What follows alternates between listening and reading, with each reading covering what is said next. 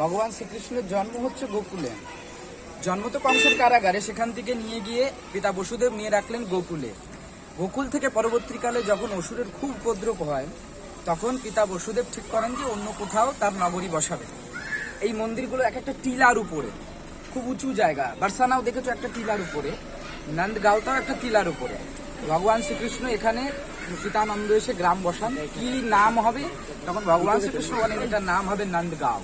তখন থেকে এটা নন্দগাঁও, মানে পরবর্তীকালের যত লীলাগুলি ভগবান এই স্থান থেকেই করেছেন। আসুন দর্শন করুন নন্দগাঁওকে। বলে ভগবান শ্রীকৃষ্ণ কি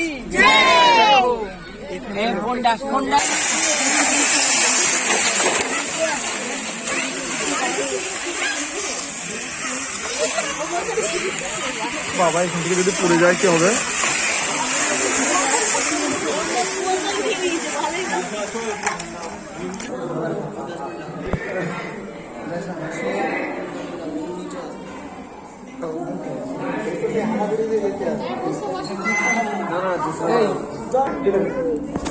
इधर भगवान के सखा हिंदाए चलाने वाले, एक का नाम है मनसुखा, दूसरे का नाम है धनसुखा। आप लोग आगे क्यों नहीं बढ़ रहे इधर?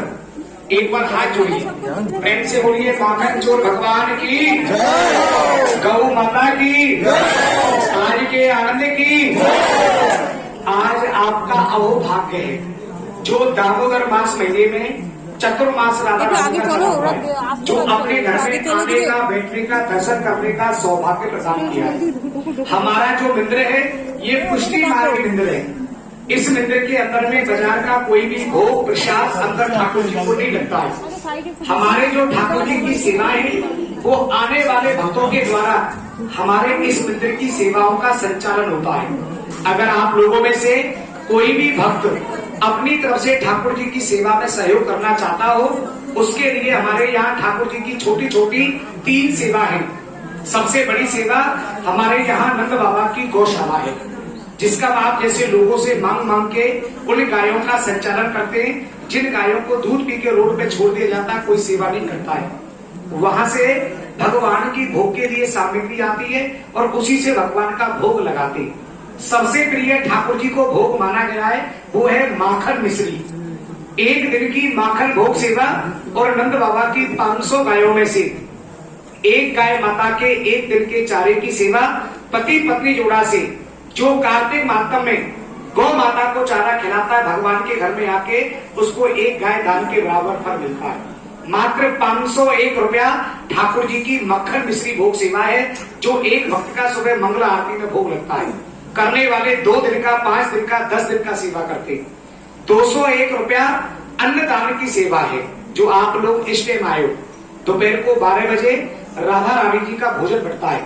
कढ़ी, चावल, पूरी, सब्जी, हलवा। जितने भी श्रद्धालु लोग आते हैं सबको फ्री भोजन होता है, क्योंकि दान करने वाले सब लोग हैं, पेट भरने वाली राधा रानी।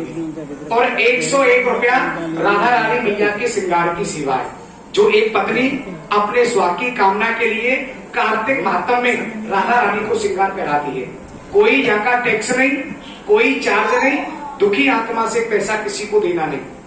कष्ट पाके दिया हुआ दान ना तो लेने वाले को लगेगा और ना देने वाले को लगेगा। आपके इतने बड़े दल में, इतनी बड़ी भक्त मंडली में कोई भी धर्मात्मा ऐसा भक्त हो कि महाराज हमको भगवान ने दिया है और भगवान हमको दे रहे, आज हमारा सौभाग्य है जो भगवान ने ए माता जी आराम से बैठिए। आज हमारा सौभाग्य है जो ठाकुर जी ने अपने घर में बुलाकर अपनी सबसे प्रिय एक दिन की माखन भोग सेवा और एक गाय माता को चारा खिलाना चाहते हैं। वो अपनी जगह बैठ के अपना हाथ उठाना, सेवा में नाम बताना और अपनी तरफ से 100, 200, 500 रुपया जो भी ठाकुर जी की सेवा में सहयोग देना चाहता हो, क्योंकि धर्म अपंग है। अगर चलाओगे तो चलेगा और नहीं चलाओगे तो नहीं चलेगा। अपने शौक मौज में आप सब लोग खर्च करते हैं, दुनिया को दिखा के लोग ज्यादा करते हैं, पर आज ठाकुर जी को दिखा के करोगे तो भगवान आपको 100 गुना करके देंगे। जिसका भी मन हो, छोटी छोटी सेवाएं प्रसन्न आत्मा से। अरे नेपाल से आने में आप लोगों ने 10-20 हजार रुपया खर्च कर दिया होगा किराए भाड़े में, बंगाल से आने में खर्च हो गया होगा। उस ठाकुर जी की सेवा में कीजिए जो आपका जीवन में आ रहा है। 100, 200, 500 रुपया प्रेम से अपना नाम बता के देगा। क्या नाम? श्रृंगार राधा रानी का क्या नाम?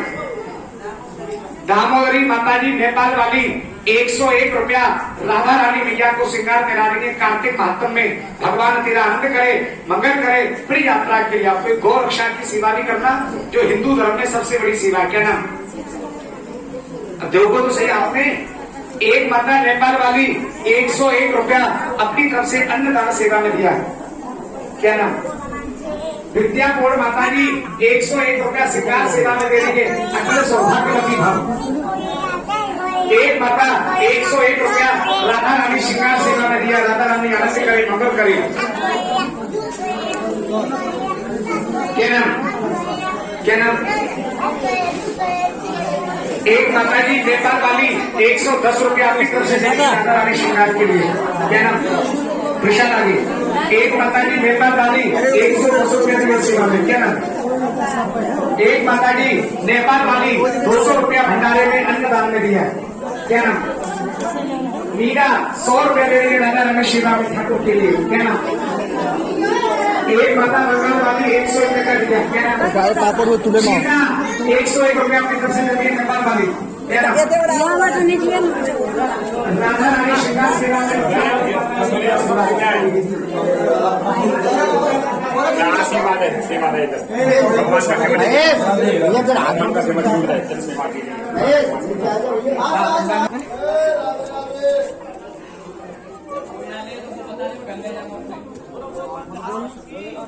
উঠে বলেছে এই তো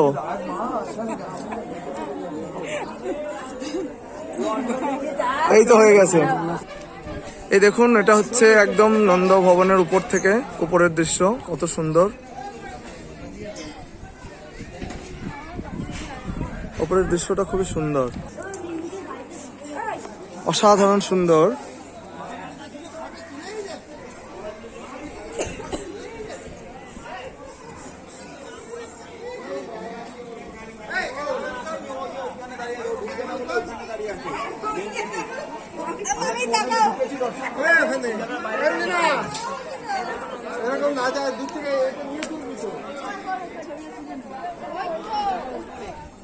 এখানে সেই উদ্ধব গমন পথ আছে, আমার গুরু বলেছিল। এখনো সেই রাস্তায় তাকালে দেখা যায় উদ্ধব গমন পথ। কইছে রাস্তাটা উদ্ধব গমন পথ আমাদের ওই দিক করে আছে, এদিকে নয়, এদিক করে নয়।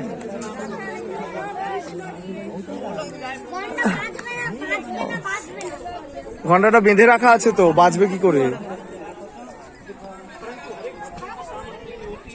जब तक भगवान की कृपा नहीं होगी, आने वाले भक्त वैष्णवों की तरफ अरे लिए कौन खेले रे देखो दिक्कत आना ये फोन तो खेले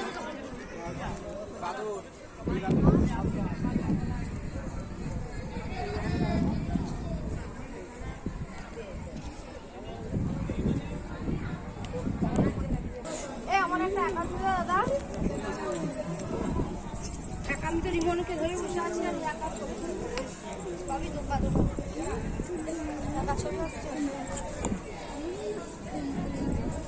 এই সে নন্দ ভবন। থাকতো এখানে রিমন, এটা তুমি কি জানো এই জায়গাটায় কোথায়? এটা সেই তুমি যে ভগবানের কার্টুন দেখেছো লিটল কৃষ্ণ, লিটল কৃষ্ণ প্রথমে কোথায় ছিল? আমরা কালকে গেছিলাম, কোথায় গেছিল ওটা? গোকুল, ঠিক আছে, গোকুলে ছিল।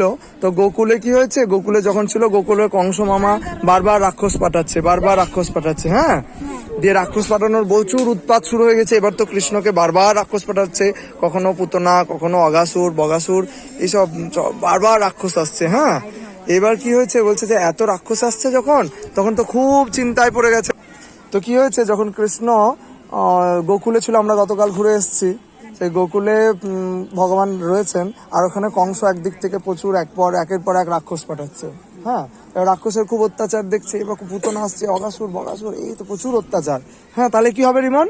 তাহলে প্রচুর অত্যাচার আসছে। এবার মা বাবার তো খুব চিন্তা হয় সন্তানের জন্য, এত অসুর আসছে, এরকম আমার ছেলের তো খুব অমঙ্গল হয়ে যাবে, তাহলে চলো এখানে এত যদি আক্রমণ হয়, চলো এই জায়গায় আর থাকা যাবে না।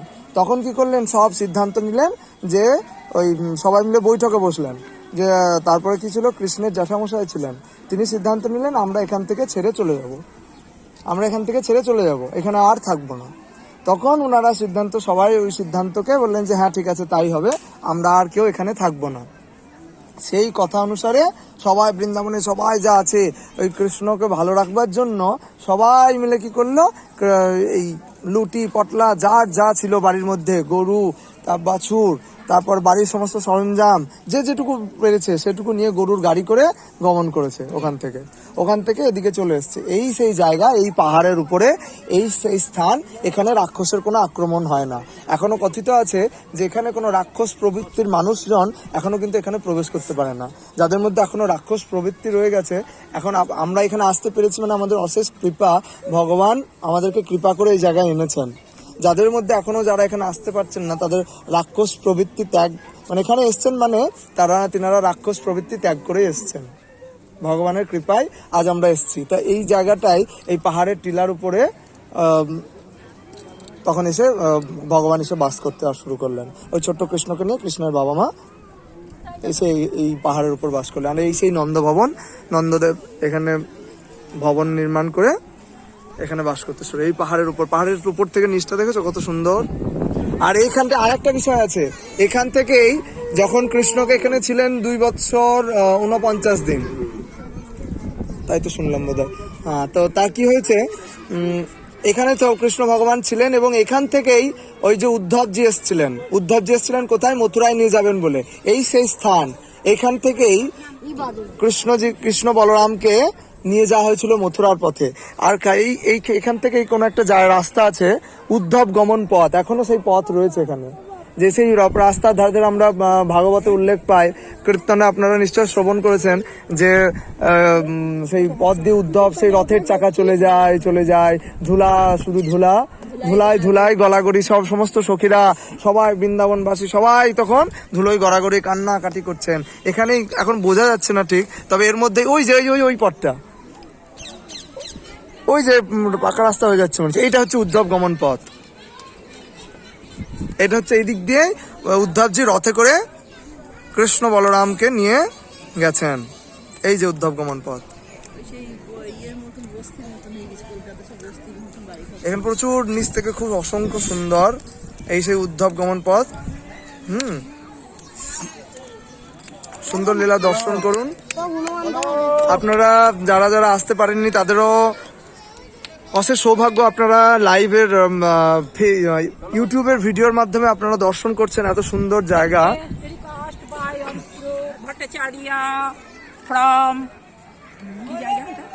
এটা নন্দগাঁও।